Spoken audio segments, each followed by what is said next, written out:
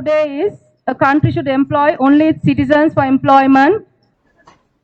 It is not the strongest of the species that survives, nor the most intelligent that survives. It is the one that is the most adaptable to change. Said by Charles Darwin. Honorable panel of judges, respected teachers, fellow students, and my worthy adversary.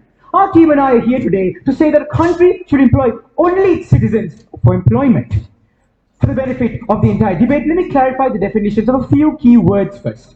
According to the Oxford Dictionary, citizens are defined as a legally recognized subject or national of a state or commonwealth, either native or naturalized, and employment is defined as the state of having paid work. So, my dear opposition, let's take the country of Iceland. According to the Department of Statistics, it currently has an expat population of about 10,000 people.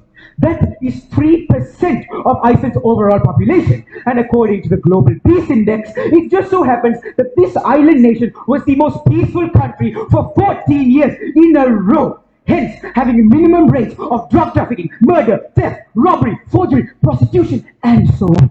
Now, let's take the country we are in right now, Saudi Arabia.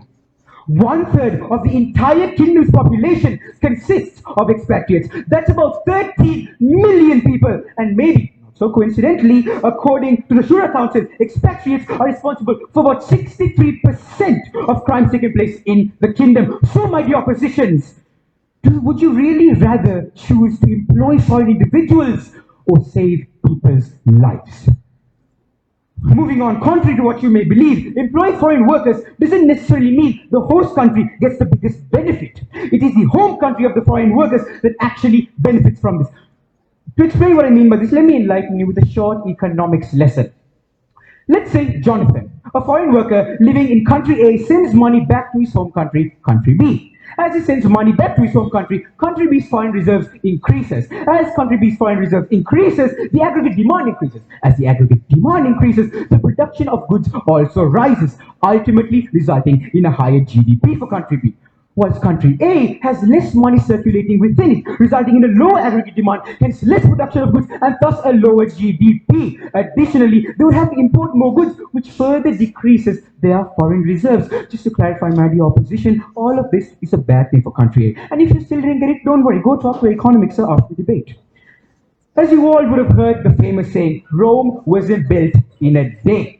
Just like that, our plan to encourage nations to retain local employees is a plan that will take years, perhaps even decades.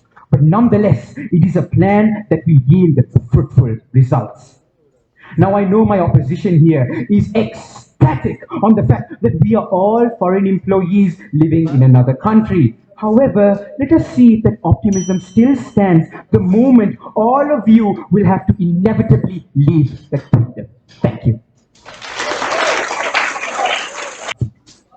Imagine a law stating that all countries should only employ their citizens for employment. What happens to your family, your friends, your parents' job? My dear opponents, sit still and think again. What happens to you? Respected judges, teachers, audience, and my fellow opponents, on behalf of my team and I, a very good morning to all of you. What happens to the world if countries are no longer allowed to employ foreign workers? Will it make the world a better place? Definitely not. Let's take a simple example. My opponents talked about Saudi Arabia. Well, Saudi Arabia encouraged foreign workers to leave and is struggling as more than 1.1 million workers left. But for now, the major concern has been the strike in the unemployment rate, which is as high as 12.9% over the past 2 years. As these rates hit above the ceiling, it further reveals the gap between the type of jobs foreign workers expect to get and are actually the jobs made available, thereby the crisis severely increasing. And how does this ridiculous idea have an impact on the world? Well, for starters, foreign workers play a major role when it comes to globalization. The economic globalization has resulted in more migrant workers than ever before. And thus, as long as history still prevails itself, people will always be going overseas to work, and this is directly connected to the economic cycles as well. Now, my opponents here question on why we need foreign workers when local workers already exist. Well, to answer your question, According to the Washington Post, they claim that foreign workers are necessary to fill in the knowledge and skill gaps that can exist in an economy and take on roles that's experiencing labor shortages. For example, in Singapore, foreign labor supplements the aging population and take on the technology sector because they require highly specialized skills. Now, enough with the developed and developing countries. Let's look at the undeveloped countries like Libya, South Sudan, Central African Republic, etc. These countries don't have enough resources to work or even get a basic level of education. Thus, they use their human capital to save not only themselves but their entire starving family. They count on the jobs given to them, not because of themselves, because they have an entire family back home counting on the money that's earned. So, how is it even ethical to not consider such workers when all you think of is using potential local skills? A very rational choice, isn't it? Furthermore, let's take NASA. NASA employs many foreign workers playing a variety of roles. And thus, if this exact idea was to be implemented where they only take their citizens, then NASA will lose many successful astrologists, astronauts, meteorologists, accountants, and many, many more. So tell me, my dear opponents, do you still think that your points are valid? Our parents will lose their jobs and we too will face downfalls. Do you think that this is logical enough? Well, how about we make a logical idea for once? At least for your benefit. Over to you. What makes us human is our ability to build civilizations with a vast cultural heritage. By employing outsiders, we lose a bit of what makes each and every one of us unique. When the workers come from different places, our cultural heritage is lost. United States President Trump reaffirms this concern, saying European leaders better watch themselves as foreign workers are changing the culture of their societies. Moreover, heritage preservation is vital. It encourages and utilizes tourism both locally and internationally. Employing a nation's own citizen reduces poverty in a community. It boosts a community's economy and can become one of its major industries.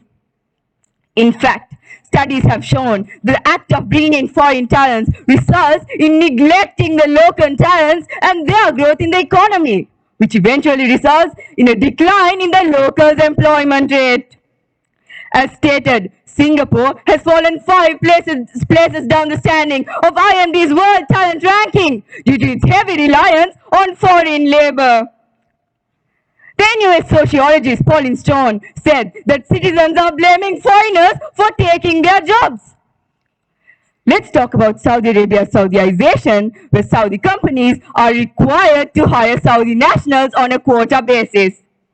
The Minister of Social and Labour Development said Saudiization is one of the most important issues affecting the labour market because it is directly linked to economic growth.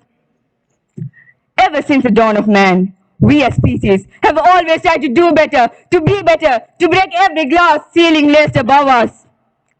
We have always worked hard and taken leaps of faith at every major juncture of human advancement, be it the discovery of penicillin, steam engines, or even satellites. We have always strived to improve and surpass our limitations. So why should we hold the process of creating a possible utopia for what the baseless and delusional claims that is impossible to achieve when we have clear evidence in the form of facts and statistics?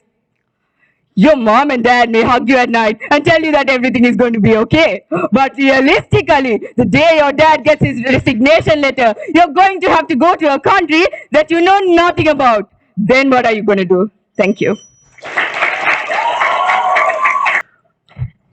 Ahmad Al-Yawm, an author for Arab News, once talked about how a non-Saudi employee who earned huge profits for the company was honored when retiring after working for 18 years. It was then time for him to be replaced with a fellow Saudi. And within a short while, the other Saudi employees became annoyed with their new boss. Although he was a fellow Saudi citizen, the workers described him as being difficult to talk with, would never listen to other viewpoints, and would always yell out orders. So now the company has to pay more to the Saudi. Therefore, the employer has increased expenses, and the citizens? Was there any benefit to the boss's compatriots? I'm afraid not. We all know Saudi Arabia's 500 billion Neon Giga project, right? Which is said to be a record-setting 120-kilometer long skyscraper called the Mirror Line. The Mirror Line is designed by the US-based architects, and the project involves 9 other design and engineering consultancies. NEOM CEO Nadia Nasser said that there are 40,000 workers currently on site. The number of workers is expected to rise to 100,000 next year and 450,000 by 2026. 40% of young Saudis are employing NEOM staff, while 60% of the workforce is globally diversified and multi-talented, all to complete this ambitious project. Now let's take the UAE. According to global media insight, the total population of UAE is 10.08 million. Out of that, the total amount of expatriates is 8.92 million. 88.52% of the country are expatriates. So, UAE's major economic source of income is to tourism and expatriates. And suddenly, if all of these expatriates had to leave due to not having a job, what do you think is going to happen? The economy will collapse, and the country and its citizens' standard of living wouldn't be the Dubai we know as of today. Now, I heard one of our patriotic opponents stating how Southeast Asians' aim is to soon replace foreign workers with local citizens. My dear opponents, how are you able to sit here with comfort and safety? How is Saudi Arabia able to achieve a strong economy, its vision, and visualize all its dream planned projects, like the aforementioned Mirror Line? After all, it's all about the contributions of these foreign workers that has helped shape such countries for the future. Therefore, ladies and gentlemen, a foreigner working abroad is no burden to himself, to his family, and to his citizens, but it is life-changing for himself. Just remember, you and I would be debating here if it wasn't for this kingdom to allow our parents to work in this soil. Thank you.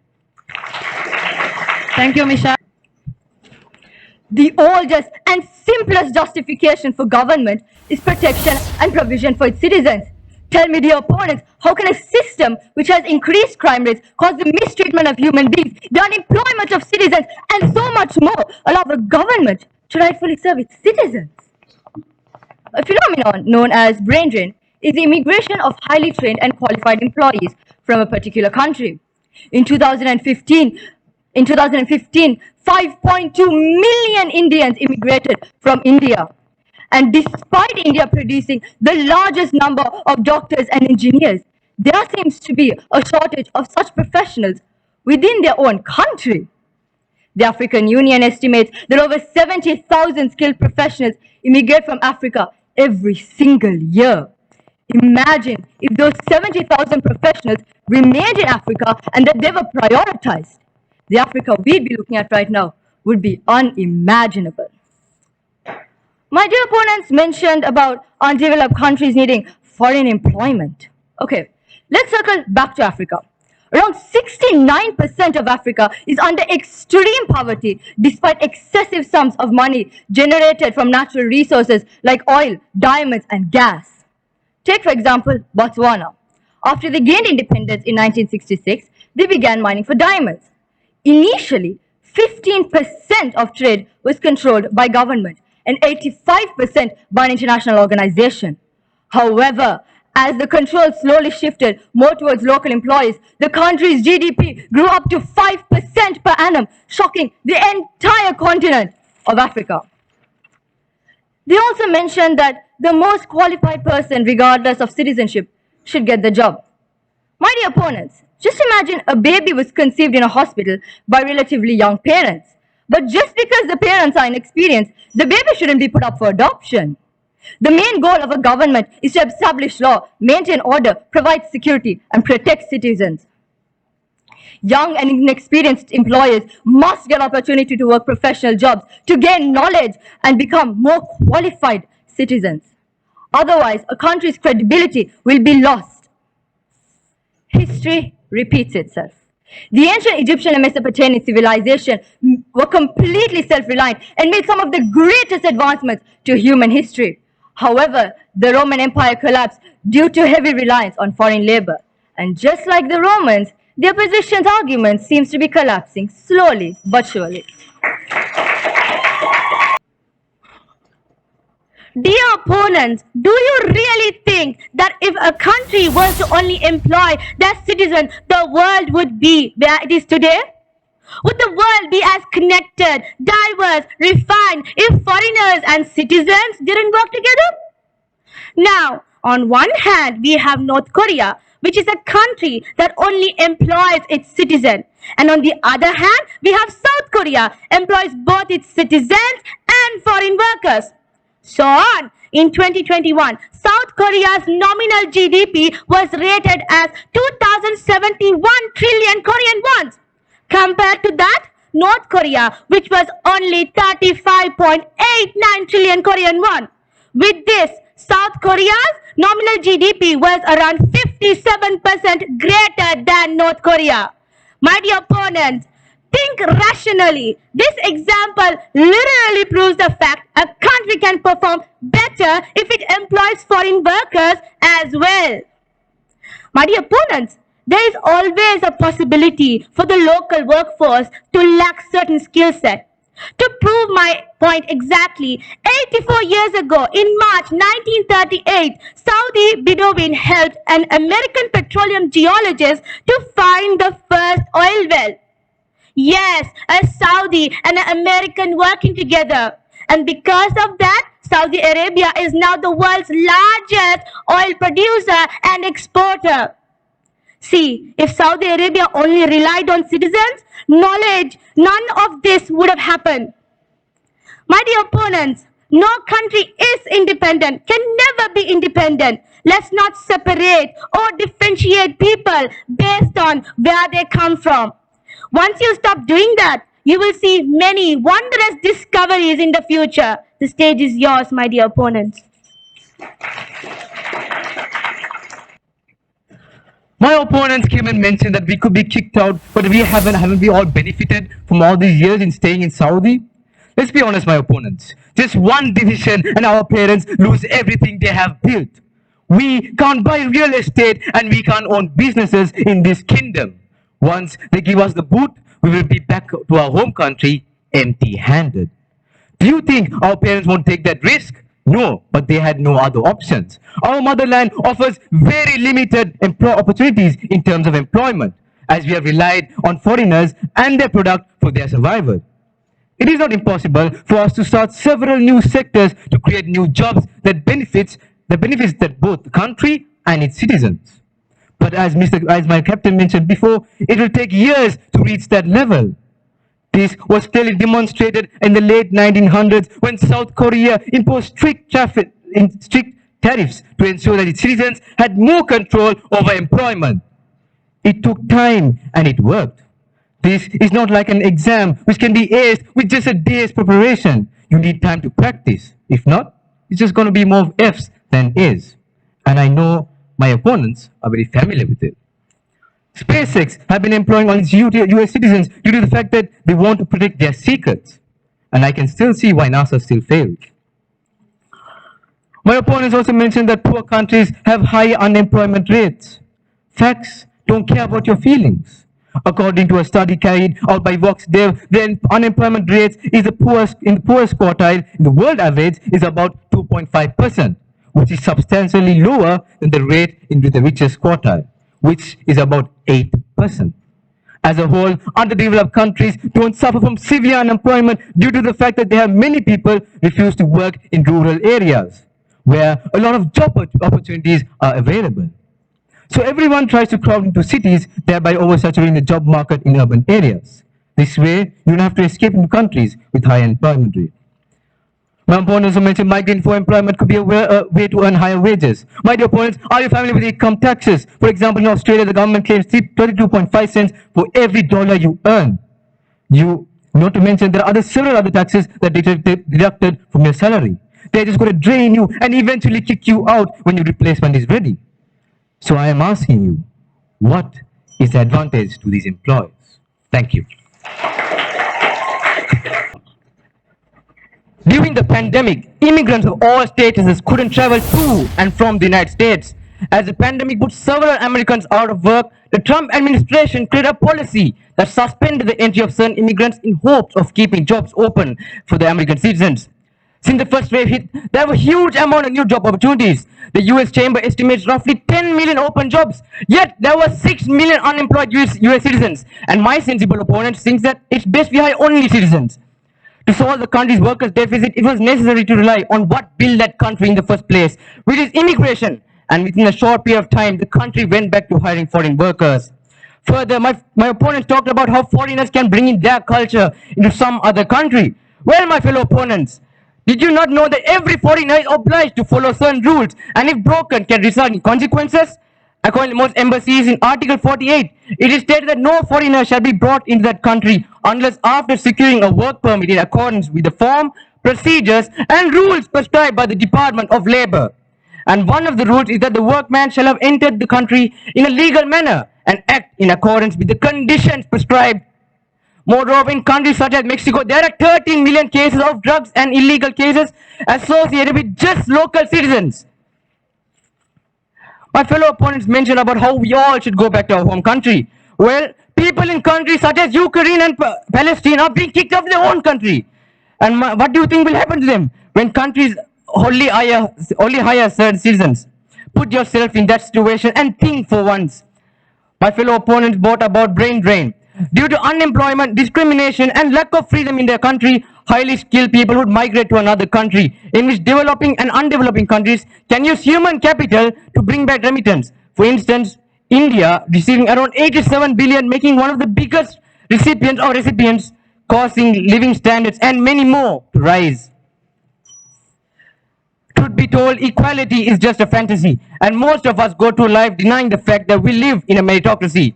Only the survival of the fittest move on, and you taking their chance of survival is horrific. Thank you.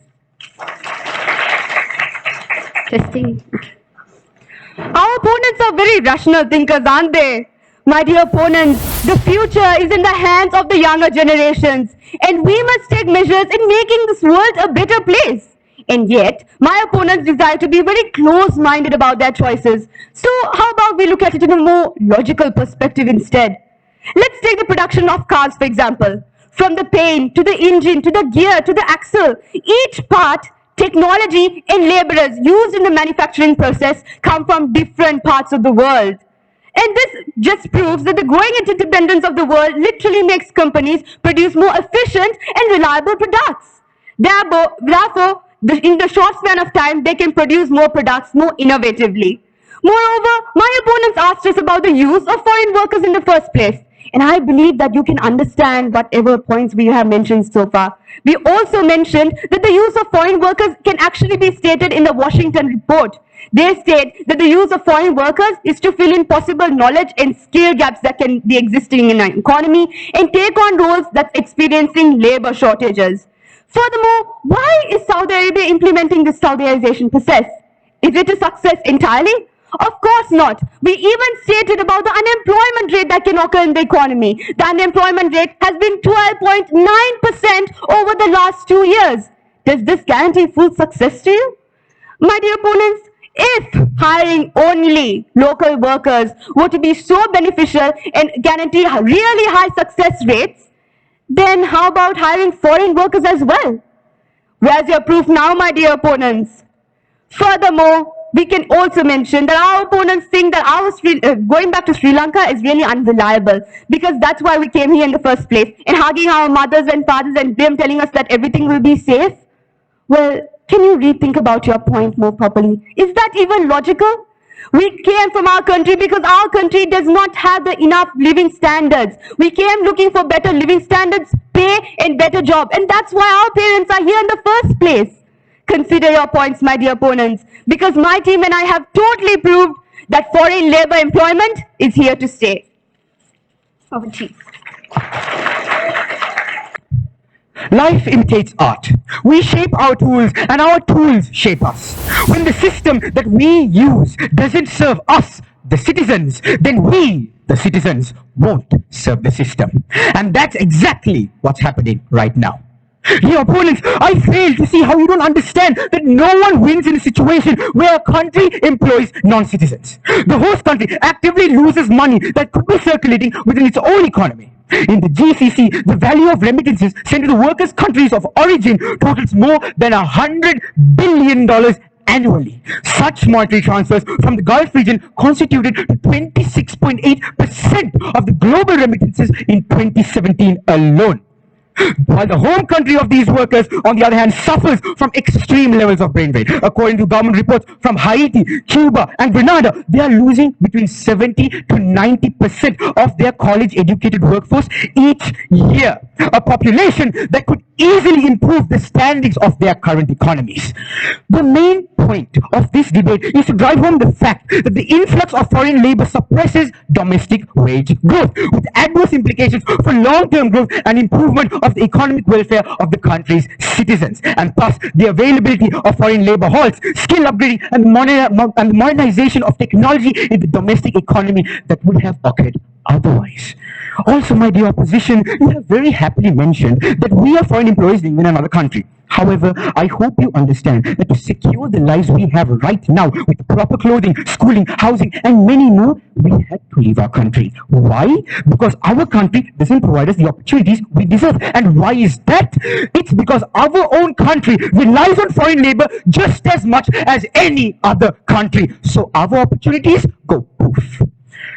Also, my dear opponents, we will still see certain disruptions in the global economy as entire industries adapt to these changes. Many jobs will be transformed, the skill sets needed will change, hundreds of new jobs will be created, but some will still go obsolete. This is the reality of the world we live in, and this is the inevitable price of human progress.